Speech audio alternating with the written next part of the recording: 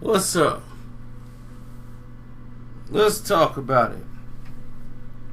Now, Saturday night, there was all this craziness going on.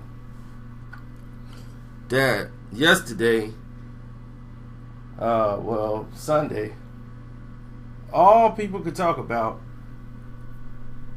that was in the boxing circles. Well, what went on with Jermall Charlo from the Charlo twins.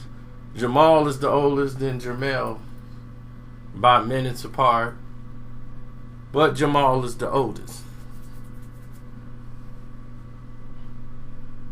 And you got to deal with the fact that you're dealing with him and Danny Jacobs. That situation was talked about the majority of Sunday. How they met up and people were talking about how good it was to be a fight. Jermall's been talking crazy on Twitter like he normally does. He's a Twitter head. And he was talking real crazy and reckless about how he ran the HBO and, and not like he avoided him, but he just ran the HBO for the money and this and that. And, Danny Jacobs had to pull up, to face to face and let him know, like, I really just don't do the Twitter thing back and forth all day. You know where I'm from. He's Brownsville, Brooklyn. So he's gonna talk to you in your face, and you gotta be the same person you was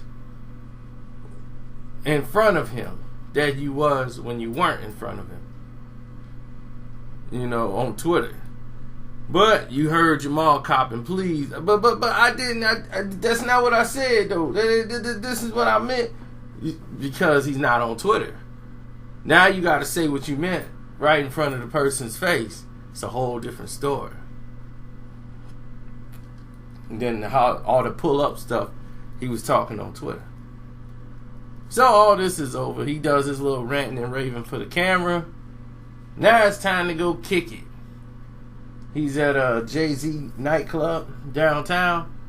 And he in there kicking. He got his jewels on. And a lot of people, the chicks in there, they probably thought, okay, this guy is Offset from the Migos. So they in there thinking he probably Offset or somebody. And they see all this jewelry, and then girls are like, ooh, we got a Migo in the VIP.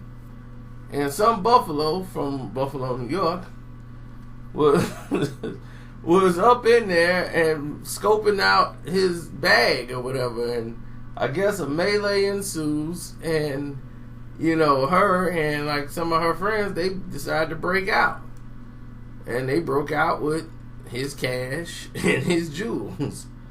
Now, police is on the look for him, and when they find him, they ain't gonna find no jewels. They're not gonna find anything. Hey, it's a wash. And do I feel sorry for him? No, I don't. Hopefully, this is a learning experience for him. Like your daddy would say, you go outside playing and you bump your head, and he told you don't go outside. I told you to, sit down somewhere. That's good for him. So when they told me that happened to Jermall, I'm like, oh, that.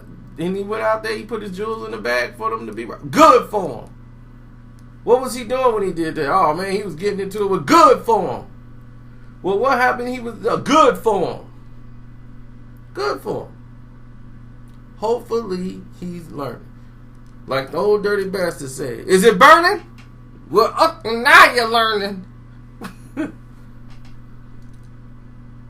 So maybe he's learning.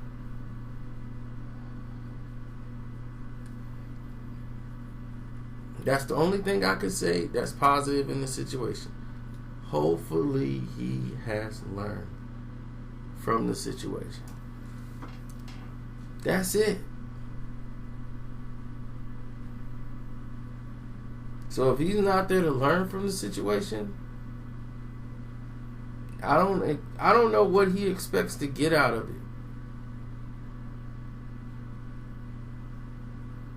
Like, maybe they get his jewels back, because apparently he had $45,000 in cash, and he had about $100,000 in jewelry or something.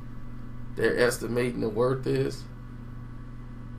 So basically, he had, a small number of cash and jewels.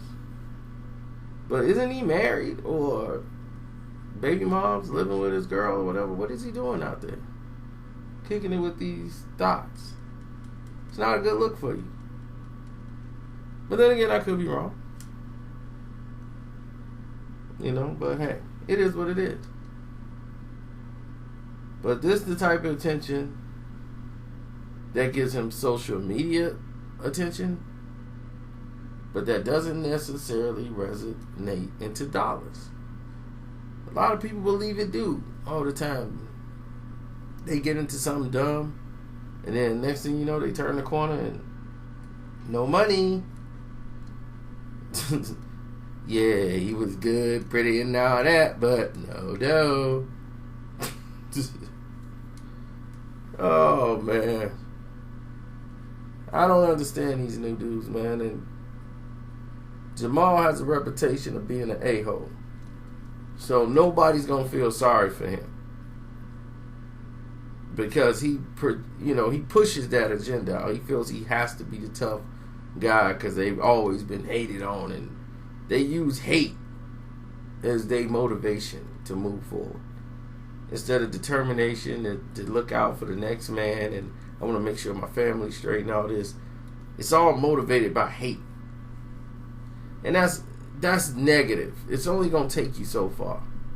Because you're going to destroy yourself getting there. Because you hate all the time. You feel like you got to get yourself mad in order to do stuff. And when you do that, you only asking for problems. You're only going to lead to incidents. And people going to get hurt. And unfortunately, it's going to probably be somebody you care about. And then you got to stop and go, oh man, what was I doing? How did I get this far? Why didn't I just go away? Why didn't I just walk away from it? It's not even worth it. That's why we got to grow up right now. But this new era that you in with this crazy hip-hop thing that they got going on, that I can't even call that hip-hop, where they just fuel hate 24 hours a day. This is the fallout of something like that. This is why you see it so much. And people got to deal with it. So, hopefully Jermall is learning from this situation right now. And he grow from it. What's up, Jermall? I'm out.